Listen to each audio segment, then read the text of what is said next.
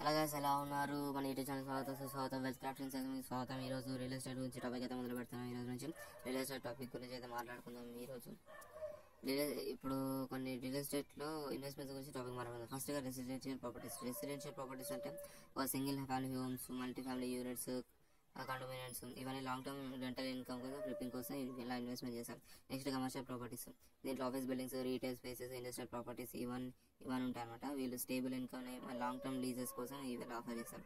Next industrial real estate, warehouses, distribution centres, factories ఇవన్నీ ఉంటాయి అనమాట. చాలా వీటికి ఈ కామర్స్ అప్లై చేయడం రోజు చాలా డిమాండ్ ఉంటుంది. Next retail properties, malls, strip centres, stand alone stores ఇవన్నీ ఉంటాయి.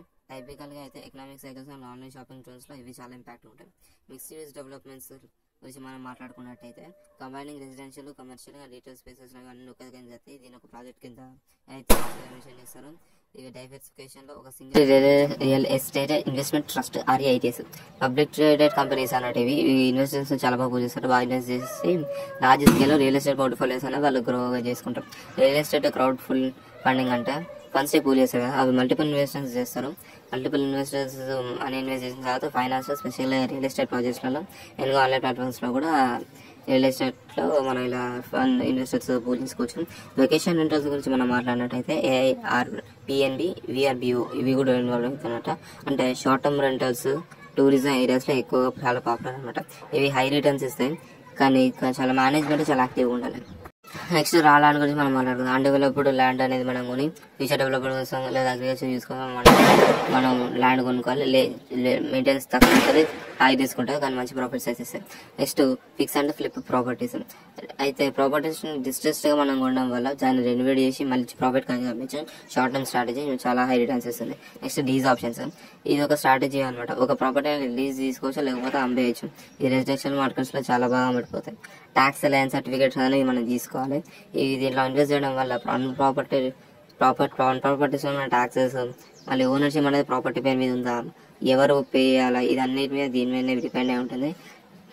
రోడ్ రియల్ ఎస్టేట్ సిండికేషన్స్ విషయానికి వస్తే కొన్ని గ్రూప్ ఆఫ్ ఇన్వెస్టర్స్ వాళ్ళ మనీ ఇన్వెస్ట్ చేస్తారు కదా, large properties apartments complex, commercial real estate ఇవన్నీ ఇన్వెస్ట్ చేసి చాలా లార్జ్ కాంప్లెక్సెస్ అన్ని కొనుక్కుంటారు అనమాట. గురించి మాట్లాడుకుంటే దీంట్లో సెల్ఫ్ స్టోరేజ్ ఫెసిలిటీస్ ఉంటాయి. దీంట్లో ఇన్వెస్ట్ చేస్తే దీంట్లో మంచి స్టడీగా జనరేట్ అయితే ప్యాసివ్ ఇన్కమ్ వస్తుంది. చాలా ఆపరేటింగ్ చేయడం చాలా చిన్నగా ఉంటాయి, బట్ హై రిటర్న్స్ ఇస్తుంది.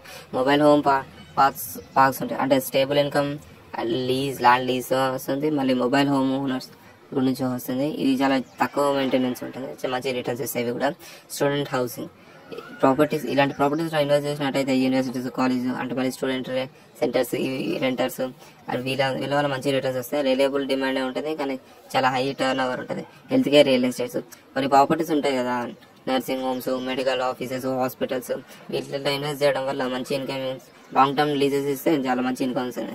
మెయిన్గా హెల్త్ కేర్ డిమాండ్స్ అలా.